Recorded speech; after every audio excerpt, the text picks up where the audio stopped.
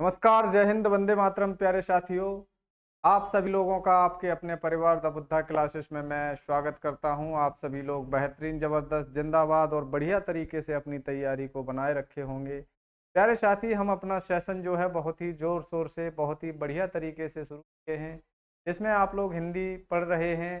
प्यारे साथी, हिंदी हम यूपीएसआई का प्रैक्टिस सेट लगा रहे हैं, जिसकी अगर संख्या की बात करें तो प्रैक्टिस सेट आज हमारे कौन से नंबर का है भैया? प्रैक्टिस सेट नंबर है हमारा 5।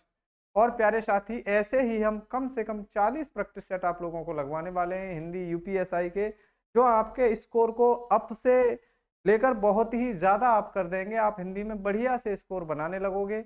और यदि आप लोग हमारा बेसिक आप लोग एकदम बढ़िया तरीके से चैप्टर वाइज और बेहतरीन तरीके से हिंदी पढ़ेंगे, तो उसके लिए आप द बुद्धा क्लासेस के ऑफिशियल एप्लीकेशन पर जुड़ेंगे। वहाँ पर ना मात्र की फीस में आप लोगों को मेरे द्वारा पढ़ाई गई हिंदी एकदम प्रोवाइड हो जाएगी, तो टेंशन आप लोगों को कतई भी नहीं लेनी है।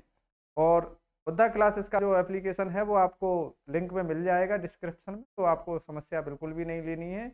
जैसे ही आप लोगों के समक्ष हम आएँगे तो आप लोग बेहतरीन तरीके से, ज़बरदस्त तरीके से तैयारी को अपनी बरकरार रख पाओगे। प्यारे साथी, अगर हम चर्चा करें आज के क्वेश्चन की, तो आज का क्वेश्चन आप लोगों के समक्ष है, जिसका आंसर आपको बहुत ही बढ़िया तरीके से, बहुत ही शानदार तरीके से, बहुत ही ज़बरदस्त तरीके से बनाओगे। ये कलर तो बढ़िया है। प्यारे साथी, चंद्रोदय शब्द पूछा गया है। आपसे पूछा गया है कि भैया ये जो चंद्रोदय शब्द है, इसमें आप हमें बता दीजिए कि संधि कौन सी है। इसमें आप हमें बता दीजिए कि इसमें संधि कौन सी है। इसमें संधि का नाम आपसे पूछा है। अगर प्यारे साथी मैं इसमें संधि की चर्चा आपसे करूं, तो आप कहोगे कि भैया इसका अगर हम संधि विच्छेद करें तो आप कहेंगे चंद्र प्लस उदय। क्या हो जाएगा? आप कहोगे चंद्र प्लस उदय। आपने कहा कि आ और ऊ का मेल जो है ये ओ बनाता है, और भैया ये ओ जिसमें बनता है वो गुण संधि होती है। कौन सी? भैया गुण संधि होती है। आपके सवाल का आंसर हो जाएगा ऑप्शन नंबर 3। बिल्कुल सटीक, बिल्कुल बेहतरीन और बहुत ही बढ़िया वाला, जबरदस्त वाला आपका जो ऑप्शन है हो जाएगा। इतनी सी बात आपको समझ में आई होगी। अगले क्वेश्चन की चर्चा हम करेंगे।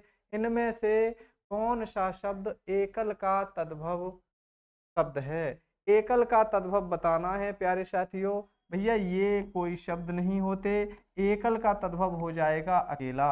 एकल का तद्भव अकेला हो जाएगा। अगले क्वेश्चन का आंसर आप कमेंट बॉक्स में फटाफट से बताएंगे इसका क्या आंसर होगा। ठीक है, बढ़िया तरीके से, शानदार तरीके से, शानदार तरीके से इसका आंसर आप लोग दीजिए। आपके आंसर का इंतजार है हमें।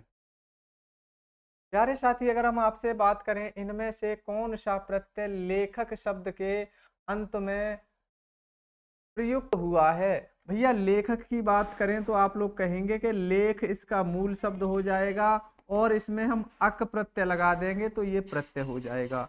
अर्थात इसमें अक प्रत्यय जो है ऑप्शन नंबर ए बिल्कुल सही हो जाएगा। अगला क्वेश्चन आप लोगों के समक्ष है। क्वेश्चन की संख्या की बात करें प्यारे साथी, तो ये 5वें नंबर का क्वेश्चन है। ठीक है, 5वें नंबर का क्वेश्चन है। भारत भूषण अग्रवाल, क्या क्वेश्चन पूछा गया है? साहित्य अकादमी पुरस्कार सर्वप्रथम सर्वप्रथम किसको मिला? भैया अगर मैं साहित्य साहित्य अकादमी पुरस्कार की चर्चा आप लोगों से करूं, अगर प्यारे साथी मैं साहित्य अकादमी पुरस्कार की आप लोगों से बात करूं, तो आप लोग कहेंगे कि भैया इसकी जो शुरुआत है ना, इसकी जो शुरुआत है वह 1954 में हुई थी। कब हुई थी? 1954 में इसकी शुरुआत हुई थी। जो फर्स्ट मिला था वो चतुर्वेदी को मिला था, अर्थात माखनलाल चतुर्वेदी को ये मिला था पहला। और इनकी किस रचना के लिए मिला था? आप लोग कहेंगे इनकी रचना का नाम है हेम तरंगिनी। हेम तरंगिनी इनकी रचना है। और हेम तरंगिनी में प्यारे साथियों 55 कविताओं का संग्रह है। 55 कविताओं का क्या है भैया? 55 कविताओं का संग्रह इसमें दिया गया है। ये आपको इनको ये जो मिला था फर्स्ट, ये कब मिला था भैया? 1955 में ये दिया गया था पहली बार। आपके सवाल का आंसर हो जाएगा माखन लाल चतुर्वेदी। अगर प्यारे साथी मैं आपसे आगे चर्चा करूं, भैया भारत भूषण को कब मिला? 1978 में इनके लिए दिया गया था। हजारी प्रसाद द्विवेदी को कब मिला? तो प्यारे साथी इनको जो पुरस्कार ये दिया गया था तो 73 में दिया गया था। कब दिया गया था? आप लोग कहेंगे इनको 1973 में दिया गया था। इनकी रचना का नाम है आलोक पर्व। आलोक पर्व के लिए इनको ये पुरस्कार मिला था। आलोक पर्व के लिए प्यारे साथियों ये पुरस्कार इनके लिए मिला था। तो इतनी सी बात आप लोगों को समझ में आई होगी। बेहतरीन तरीके से, जबरदस्त तरीके से आपके सवाल का आंसर ऑप्शन नंबर 2 हो जाएगा। अगले क्वेश्चन का आंसर आप फटाफट से कमेंट बॉक्स में दीजिए। भैया इसका क्या आंसर होगा? ये हम बड़े ही जोर शोर से, बड़े ही बेहतरीन तरीके से, बड़े ही लाजवाब तरीके से बताने। क्वेश्चन क्या है? स्थाई भाव 6वें नंबर का क्वेश्चन है। विस्मय स्थाई भाव किस रस का है? भैया विस्मय स्थाई भाव आप लोगों को मालूम है, विस्मय जिसमें पैदा होगा वह रस होगा अद्भुत रस। अद्भुत रस का जो है ना विस्मय स्थाई भाव है। अगर मैं चर्चा आपसे करूं वीर रस की तो आप कहोगे कि भैया उत्साह हो जाएगा स्थाई भाव। अगर मैं हास्य रस की बात करूं, हास हो जाएगा स्थाई भाव। अगर मैं शांत रस की बात करूं तो आप लोग कहेंगे निर्वेद, निर्वेद स्थाई भाव हो जाएगा। यहाँ तक किसी भी भाई को, किसी भी साथी को कोई भी समस्या, कोई भी परेशानी कतई नहीं। इतनी सी बात, इतनी सी मुलाकात और इतनी सी समस्या आपकी सुलझ गई होगी। बढ़ेंगे हम अगले क्वेश्चन पर। प्यारे साथी इसका आंसर आप बताओगे। अक्ल पर पत्थर पड़ जाना मुहावरे का अर्थ क्या है? भैया अक्ल पर पत्थर पड़ जाना मुहावरे का अर्थ बेफिक्र नहीं होगा, अपमानजनक बात करना कतई नहीं होगा। तो भैया इसका सही और सटीक आंसर क्या है? सही और सटीक आंसर की प्यारे साथी मैं आप लोगों से चर्चा करूं तो इसका सही और सटीक आंसर बनाएंगे आप लोग वृद्धि, बुद्धि भ्रष्ट हो जाना, बुद्धि भ्रष्ट हो जाना। माना कि रावण ज्ञानी और एकदम महान योद्धा था, उस अक्ल पर पत्थर पड़े थे जो उसने सीता माता का हरण किया था। ऑप्शन नंबर 4 आपके सवाल का बिल्कुल सही हो जाएगा। इनमें से कौन सा शब्द विशेषण नहीं है? भैया विशेषण की बात करें तो आगामी कल। इसके बाद आप लोग लगा लीजिए कोई, इसके बाद आप लोग क्या लगाएंगे? भैया कोई संज्ञा शब्द लगाएंगे। तो हमने लगाया इसके बाद आगामी कल, आगामी कल लगाया। हमने लगाया काला आदमी, ठीक है ना, आपकी और हमारी तरह। इसके बाद हमने लगाया तुम, इसके बाद लगाया शांत जल। तो आपने कहा कि ये वाले तीनों के तीनों एकदम सटीक बैठ गए। यहाँ पर हम इसके बाद कोई सर्वनाम या कोई संज्ञा शब्द नहीं लगा सकते। अर्थात ऑप्शन नंबर 3 आपके सवाल का बिल्कुल सटीक और बिल्कुल बेहतरीन आंसर हो जाएगा। अगले क्वेश्चन का आंसर आप बताएंगे। इसका क्या आंसर होगा? फटाफट से इस क्वेश्चन का आंसर आप लोग देंगे। भैया इसका क्या आंसर हो जाएगा ये आपको हमें बताना है। प्यारे साथी इनमें से कौन अमृत का पर्यायवाची नहीं है? सुधा, पीयूष, देखो पीयूष, सुधा और आपका सोम, ये तीनों के तीनों अमृत के पर्यायवाची हैं। किसके? अमृत के। लेकिन सुरा की बात करें तो आप लोग कहेंगे कि ये मद्य का पर्यायवाची है, ये मदिरा का पर्यायवाची है, भैया ये शराब का पर्यायवाची है। आगे बात करें ये दारू का पर्यायवाची है। ये आप लोगों को याद रखना है। ये किसका पर्यायवाची है? भैया मद का पर्यायवाची है, मदिरा का पर्यायवाची है, शराब का पर्यायवाची है। इतनी सी बात आपको याद रखनी है। अगले नंबर का क्वेश्चन आप लोग बनाएंगे, क्वेश्चन संख्या 10। क्वेश्चन संख्या 10 आप लोग बताएंगे इसका क्या आंसर होगा। प्यारे साथी प्रकाशप्त आलोक ज्योतिर्मय आभास, तिमिर शब्द का विलोम बताना है। भैया तिमिर का मतलब होता है अंधेरा। तिमिर का मतलब क्या होता है? अंधेरा। तिमिर का मतलब होता है अंधकार।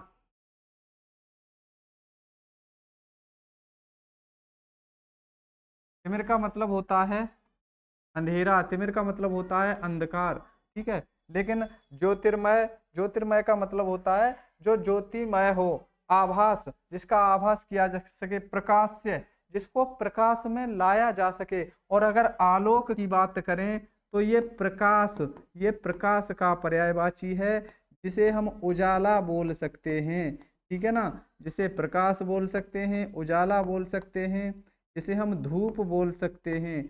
आप याद रखेंगे, ये प्रकाश के पर्यायवाची हो जाएंगे। आप लोगों को याद रखना है। आपके सवाल का आंसर ये हो जाएगा ऑप्शन नंबर 2। अगले क्वेश्चन का आंसर आप फटाफट से बताएंगे, इसका क्या आंसर होगा। क्वेश्चन नंबर 11 आप लोगों के समक्ष है। इसका फटाफट से आप आंसर बताएंगे, क्या आंसर हो जाएगा, क्या आप इसको बना पाएंगे। ठीक है, इनमें से कौन सी रचना जयशंकर प्रसाद की नहीं है। भैया जरा जयशंकर प्रसाद की रचनाओं के बारे में बताओ। तो आप लोग कहेंगे लहर, आप लोग कहेंगे भैया तारा, आप लोग कहेंगे झरना, ठीक है ना, आप लोग कहेंगे आंसू, आप लोग कहेंगे कामायनी, कामायनी, ठीक है ना। और प्यारे साथी मैं आप लोगों से बात करूं तो आप लोग कहेंगे प्रेम पथिक। क्या कहेंगे भैया, प्रेम पथिक इनकी रचना हो जाएगी। और प्यारे साथियों प्रेम सरो, प्रेम राज्य, प्रेम राज्य इनकी रचना हो जाएगी। ये प्रेम से दो रचनाएं आपको इनकी याद रखनी है। आप लोग याद रखेंगे प्रेम सरोवर जो रचना है ना, प्रेम सरोवर जो रचना है ना, ये भारतेंदु जी की रचना है, भारतेंदु हरिश्चंद्र की रचना है। आप लोगों को याद रखना है, भारतेंदु हरिश्चंद्र की रचना है।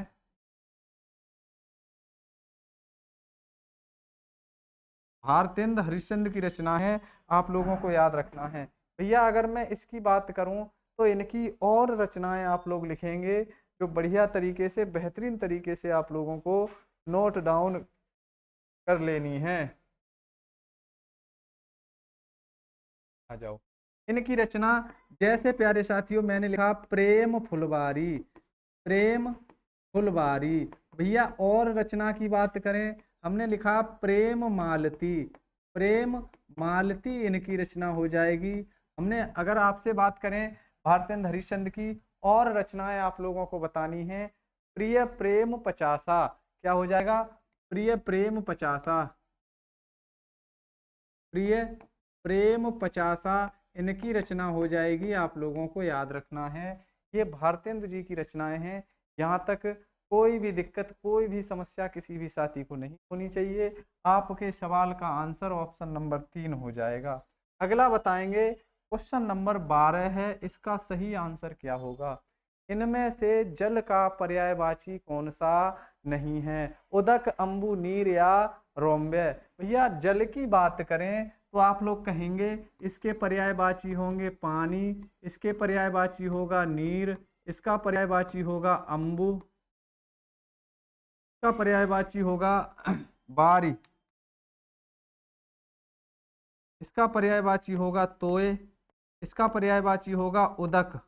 जरा आप देख लीजिए इनमें से कौन सा आपके ऑप्शन में नहीं है। उदक, अम्बु, नीर, रौप्य, ये किसका पर्यायवाची है। आप लोग कहेंगे ये चांदी का पर्यायवाची है। इसका भैया चांदी का पर्यायवाची है। अगर मैं चांदी के पर्यायवाची दूसरे पूछूं आप लोगों से तो आप लोग कहेंगे इसका एक पर्यायवाची हो जाएगा रोप, दूसरा हो जाएगा रूपक, अगला हो जाएगा रौप्य, ठीक है ना। आप लोगों को याद रखना है ये चांदी के पर्यायवाची हो जाएंगे। आपके सवाल का आंसर जो है ऑप्शन नंबर 4 बिल्कुल सटीक और बिल्कुल बेहतरीन हो जाएगा। आगे बढ़ जाते हैं, इसका आप लोग मुझे बताएंगे सही आंसर क्या हो जाएगा। इनमें से कौन सा शब्द शुद्ध है। भैया शुद्ध शब्द की आपको चयन करना है। अगर मैं शुद्ध शब्द की चर्चा आपसे करूं, शुद्ध शब्द की अगर मैं आप लोगों से चर्चा करूं तो आपको उसका चयन करना है, बढ़िया तरीके से करना है। जरा आप उसका आंसर बताएंगे कि शुद्ध शब्द इनमें से कौन सा होगा।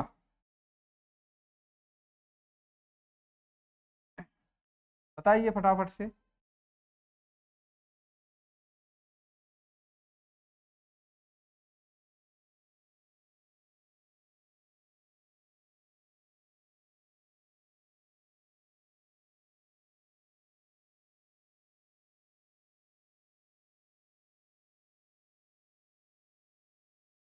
आ जाओ। शुद्ध शब्द की बात करें, आप लोग कहोगे कि भैया इसमें दीर्घायु, देखो ये भी गलत, ये भी गलत, ये भी गलत, और दीर्घायु आपके सवाल का बिल्कुल सटीक, बिल्कुल बेहतरीन आंसर हो जाएगा ऑप्शन नंबर 4।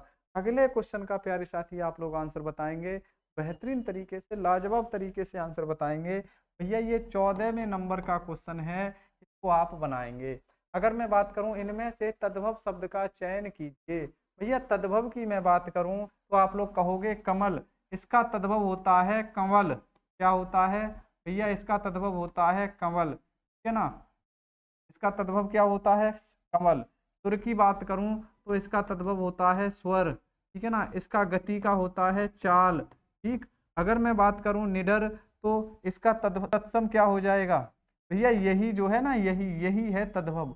आपके सवाल का आंसर है, आपके सवाल का आंसर निडर जो है ना, यही है आपका तद्भव। ये तीनों के तीनों तत्सम हैं, ये क्या है? तत्सम। और इनके तद्भव प्यारे साथियों हमने इधर लिख दिए। आगे बढ़ जाते हैं, अगले क्वेश्चन का आंसर आपको बताना है।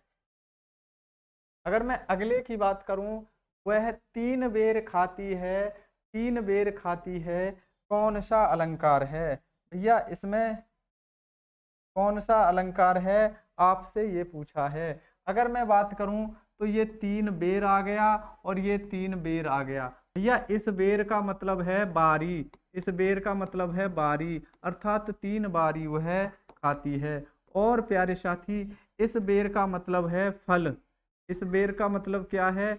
आप लोग कहेंगे कि भैया एक का मतलब है फल। तो आपने कहा कि बेर शब्द यहाँ पर 2 बार आया है और दोनों बार अर्थ अलग है। भैया जब कोई शब्द जितनी बार आता है और प्रत्येक बार उसका अर्थ अलग होता है, वहां तो यमक अलंकार होता है। यमक अलंकार आपके सवाल का बिल्कुल सटीक आंसर हो जाएगा।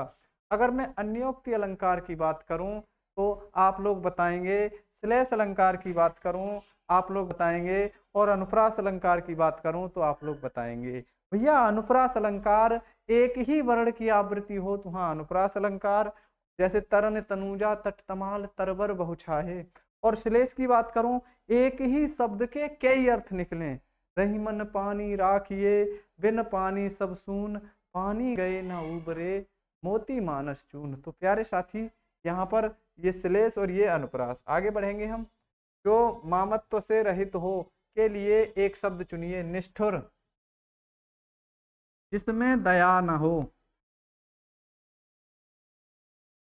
जिसमें दया न हो, वह क्या होगा? निष्ठुर।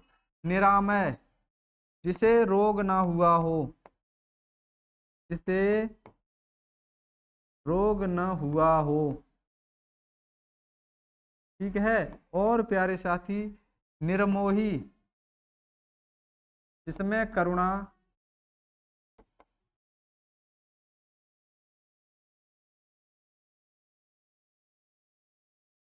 करुणा या प्रेम ना हो, करुणा या प्रेम ना हो, उसे हम निर्मोही कहते हैं। निर्मम का मतलब है जिसमें मम ना हो, ममत्व रहित क्या कहलाता है? निर्मम कहलाता है। आपके सवाल का आंसर। अगला क्वेश्चन आप लोगों के समक्ष है, इसका आंसर आप बनाएंगे। क्वेश्चन नंबर 17 है, फटाफट से आप इसका आंसर बनाएंगे।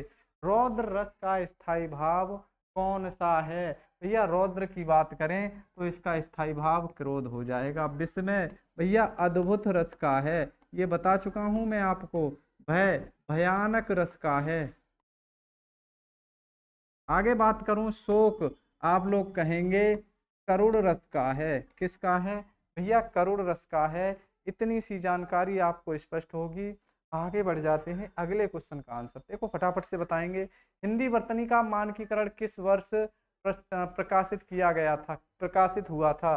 तो भैया हिंदी मानकीकरण, जो हिंदी वर्तनी है उसका मानकीकरण 1967 में हुआ था। इसके लिए जो समिति बनाई गई थी वह 1961 में बनाई गई थी, जिसने रिपोर्ट अपनी 1962 में दी थी। आपके सवाल का आंसर ये हो जाएगा। ईश्वर को न मानने वाला व्यक्ति के लिए एक शब्द क्या है? पंडित, आस्तिक, नास्तिक या सनाथ। अगर प्यारे साथी मैं इसकी चर्चा आप लोगों से करूं तो आप लोग कहेंगे जिसके मम्मी पापा हूं, जिसके माता पिता हूं, माता पिता हूं, भैया अनाथ होता है उसका जस्ट उल्टा है, जिसके मम्मी पापा ना हो। अनाथ जिसके मम्मी पापा हो। नाथ ईश्वर को मानने वाला, ईश्वर को मानने वाला क्या कहलाता है भैया? ईश्वर को मानने वाला आस्तिक। पंडित जिसको विद्याओं का ज्ञान हो वह पंडित होता है, ठीक है ना। नास्तिक की बात करें आप लोग कहेंगे ईश्वर को न मानने वाला। अगले क्वेश्चन का आंसर, ध्वनि का उच्चारण स्थान इनमें से कौन सा है? भैया एक बात आपने बताई थी, आपने कहा था कि ये जो है ना ये हमारा होता है कंठ, और ये ऊपर का तालु हमने बनाया है। ये वाला जो है ना ये ऊपर का तालु है, सबसे ऊपर इसको हम कहते हैं तालव्य। सबसे ऊपर इसको कहते हैं तालु, वर्ग तालव्य। इसको कहते हैं मूर्धा। क्या कहते हैं? मूर्धा। और प्यारे साथी ये जो है ना दांत वाला वर्ग, इसको कहते हैं दांत। वर्ग हो जाएगा दंते। आपको याद रखना है क्रम जो होता है ना वो ये वाला होता है, ये वाला क्रम होता है क, क और शा। तो आप कहेंगे दांत से ये वाला सा, ये वाला सा मूर्धा से, और ये सा ऊपर वाला जो है ये किसका होगा? आप लोग कहोगे ये जो है ना ये तालु का होगा। आपके सवाल का आंसर तालव्य हो जाएगा।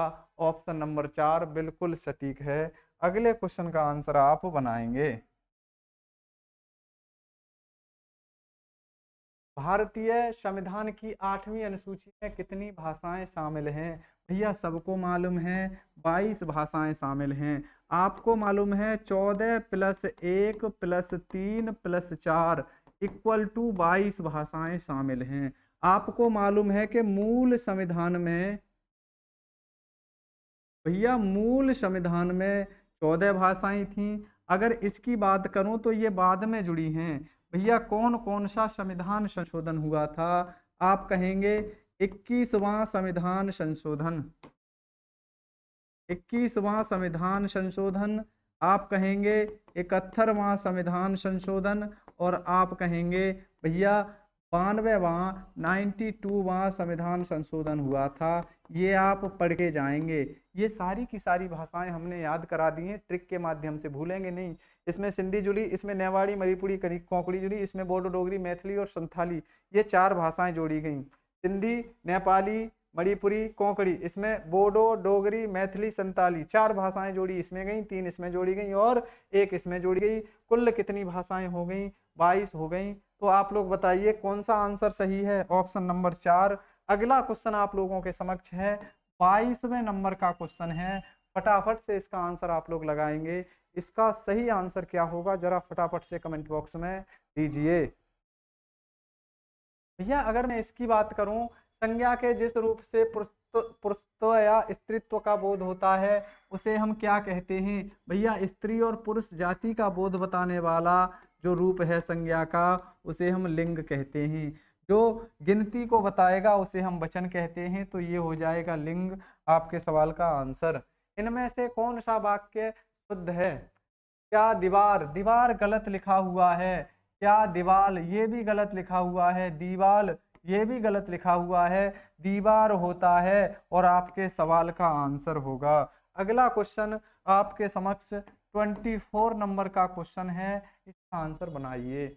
इनमें से कृत्रिम शब्द का विलोम कौन सा है? भैया कृत्रिम शब्द का विलोम बताना है। कृत्रिम जिसको मानव ने बनाया हो। किसने बनाया हो? मानव द्वारा निर्मित, मानव द्वारा निर्मित। और भैया मानव द्वारा निर्मित है उसे हम कृत्रिम कहते हैं। अगर मानव द्वारा निर्मित है उसे हम कृत्रिम कहते हैं। जो पहले से बना हुआ है उसे प्राकृतिक कहते हैं। जो पहले से बना हुआ है उसे प्राकृतिक कहते हैं। नदी हो गया, पहाड़ हो गए, झरने हो गए, पेड़ हो गए, मनुष्य हो गया, जीव जंतु हो गए। आगे बढ़ेंगे। इनमें से तीक्ष्ण शब्द का विलोम क्या है?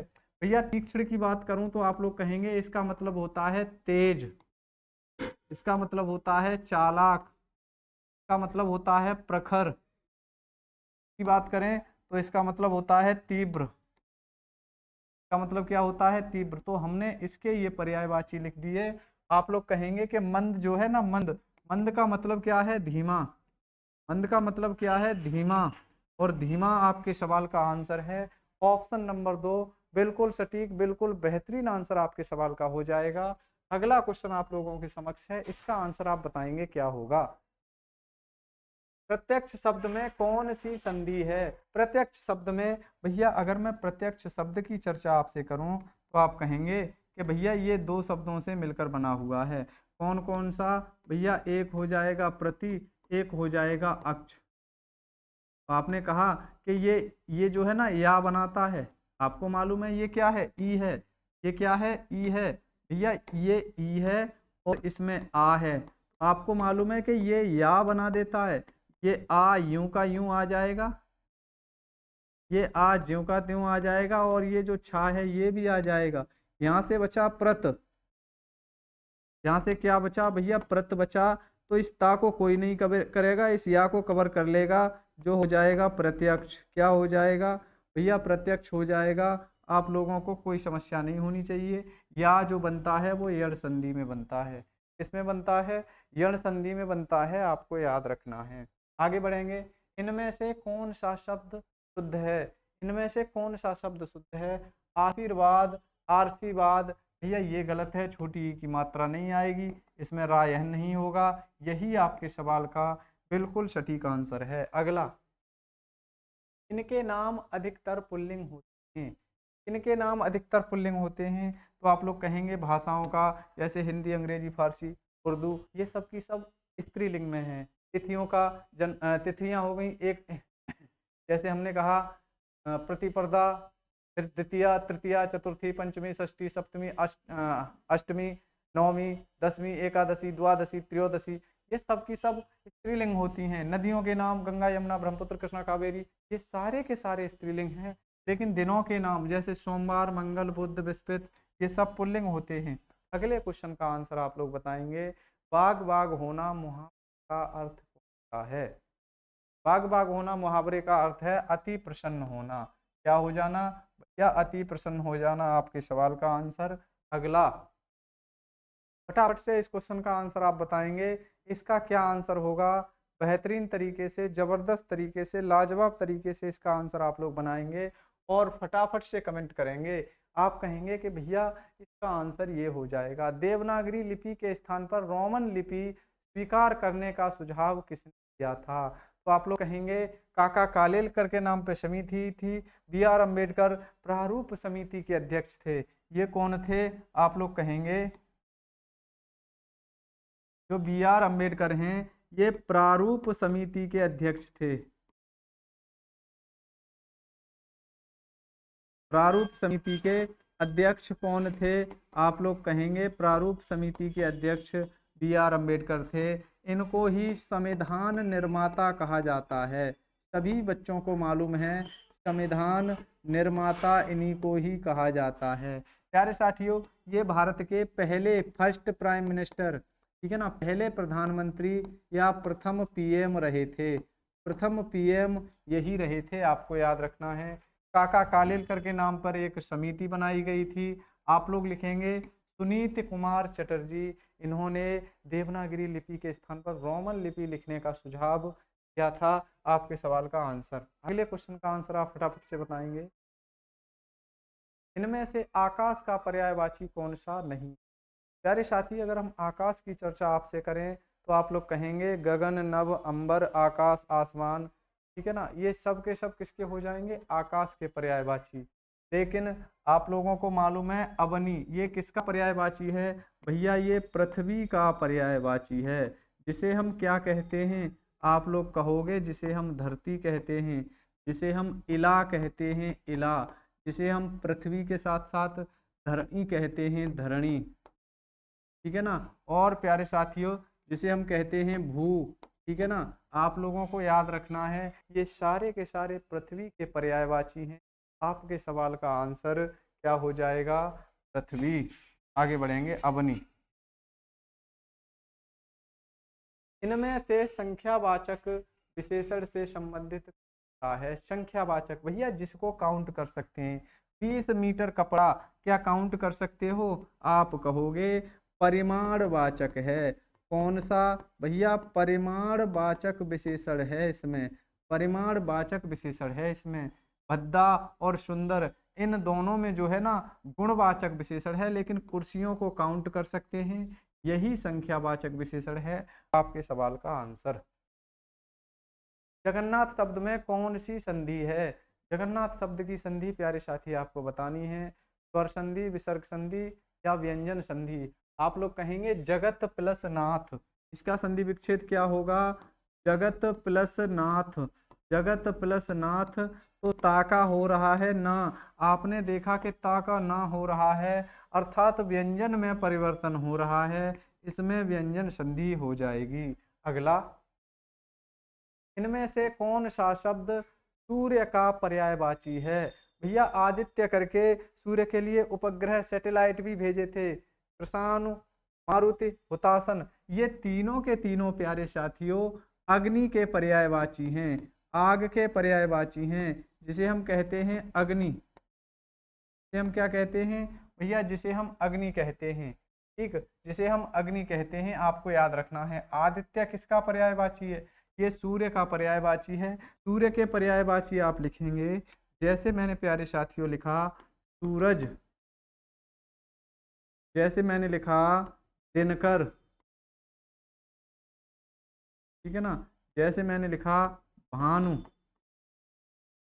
ठीक है ना, जैसे मैंने लिखा, और क्या लिखेंगे हम भैया? सूरज, दिनकर, भानु।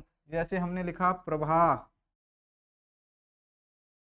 प्रभा, ठीक है ना, ये सारे के सारे किसके पर्यायवाची हो जाएंगे भैया? ये सारे के सारे सूरज के पर्यायवाची हो जाएंगे। यहाँ तक किसी साथी को कोई भी समस्या नहीं होनी चाहिए। प्रभा नहीं होगा, प्रभा नहीं लिखेंगे आप। सूरज, दिनकर, भानु, ठीक है ना। आगे बढ़ेंगे। इनमें से अनभिज्ञ शब्द का विलोम कौन सा है? अनभिज्ञ शब्द का विलोम बताना है भैया। अज्ञ और विज्ञ की बात करें तो ये एक दूसरे के विलोम हैं, मित विज्ञ शब्द नहीं होगा। अभिज्ञ शब्द जो है ना, ये अनभिज्ञ शब्द का विलोम हो जाएगा। अनभिज्ञ शब्द का विलोम क्या हो जाएगा? अज्ञ। अगले क्वेश्चन का आंसर आप लोगों को बताना है। ये क्वेश्चन नंबर जो है आपका 36वां क्वेश्चन है। आप इसके क्वेश्चन का आंसर बताएंगे और फटाफट से इस क्वेश्चन का आंसर कमेंट बॉक्स में लगाएंगे, ठीक है ना, फटाफट से लगाएंगे। 36वें नंबर का क्वेश्चन है, आप लोग फटाफट से बताइए। अतएव शब्द का संधि विच्छेद क्या होगा? अतएव शब्द का संधि विच्छेद प्यारे साथी बताना है। अत प्लस एव, अति प्लस एव, अति प्लस एव या अतः प्लस एव। भैया हमको पता है कि जब विसर्ग से पहले आ हो, जैसे हमने लिखा अतः प्लस एव, विसर्ग से पहले आ हो और विसर्ग के बाद आ को छोड़कर कोई स्वर हो, तो इसका हो जाता है लोप। इसका लोप हो जाता है, कोई परिवर्तन नहीं होता। तो अतः प्लस एव आपके सवाल का बिल्कुल सटीक, बिल्कुल बेहतरीन आंसर हो जाएगा। आगे बढ़ेंगे अगले क्वेश्चन की ओर। भैया ये क्वेश्चन है 77 नंबर का, है ना, 77 नंबर का क्वेश्चन है आप लोगों के समक्ष। इसका आंसर आप लोग हमें बताएंगे। पैराग्राफ है आप लोगों के पास, गद्यांश है, इसको पढ़िए और इसका आंसर बनाइए।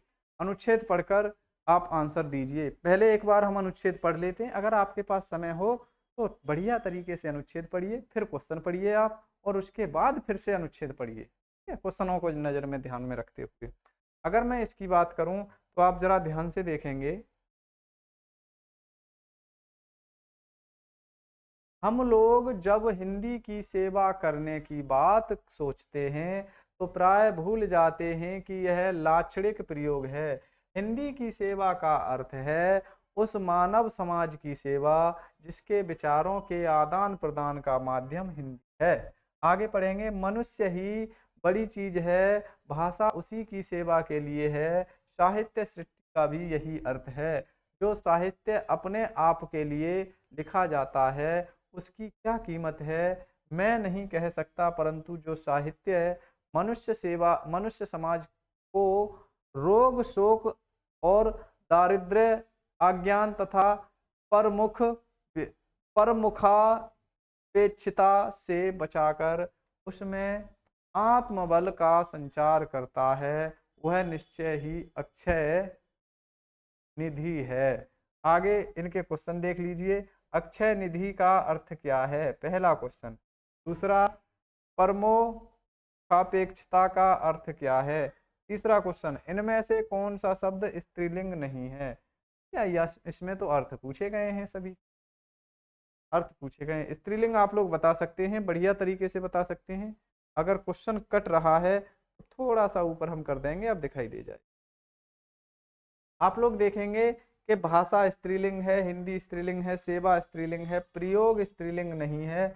आपके सवाल का आंसर, आपसे अगर तात्पर्य पूछा है पर मुखपेक्षता, पर मुखपेक्षता, देखो हमको को पढ़ने का कोई अर्थ नहीं निकला, क्योंकि इससे तो क्वेश्चन पूछा ही नहीं, इसका अर्थ पूछा गया है। पर का मतलब दूसरा, मुख का मतलब मुंह, अपेक्षता का मतलब होता है निर्भर करना। अपेक्षता का मतलब क्या होता है, निर्भर करना। तो इसमें क्या हो जाएगा, दूसरों से आशा रखना, दूसरों से आशा रखना, दूसरों से आशा रखना इसका अर्थ हो जाएगा। आगे बढ़ेंगे, इसका आप लोग देखेंगे इसका सही आंसर क्या हो जाएगा। अक्षय निधि का अर्थ कौन सा है। अक्षय निधि का अर्थ हो जाएगा बिना क्षय रोग के, एक मिनट, अक्षय निधि का रोग क्या मतलब क्या हो जाएगा, बिना क्षय रोग के, गलत है। देखो यहाँ पर अक्षय निधि दे रखी है, कहाँ गई, ये रही अक्षय निधि को, जरा पढ़ना तो सही। मानव समाज को रोग, शोक, दारिद्र्य, अज्ञान तथा परमोपेक्षता से बचाकर उसमें आत्मबल का संचार करता है, वही निश्चय ही अक्षय निधि है। तो आप लोग कहेंगे कभी न खत्म होने वाली संपत्ति, रोग रहित निधि, ये गलत हो जाए। किसी का मन, ये भी गलत हो जाएगा, है ना। इसकी कीमत क्या है, कीमत की बात कर रहा है, तो ऐसी संपत्ति जो कभी खत्म ना हो, आपके सवाल का आंसर होगा। और प्यारे साथी, इस प्रकार हमने 40 क्वेश्चनों की सीरीज की, आपको बढ़िया तरीके से, आपको जबरदस्त तरीके से, आपको बेहतरीन तरीके से समझ में आई होगी। आपने जाना, समझा और पहचाना। प्यारे साथियों, यहाँ तक किसी भी साथी को, किसी भी मित्र को, किसी भी दोस्त को कोई समस्या, कोई परेशानी नहीं होनी चाहिए। मुलाकात आपसे कल की क्लास में करेंगे, तब तक के लिए जय हिंद, जय भारत।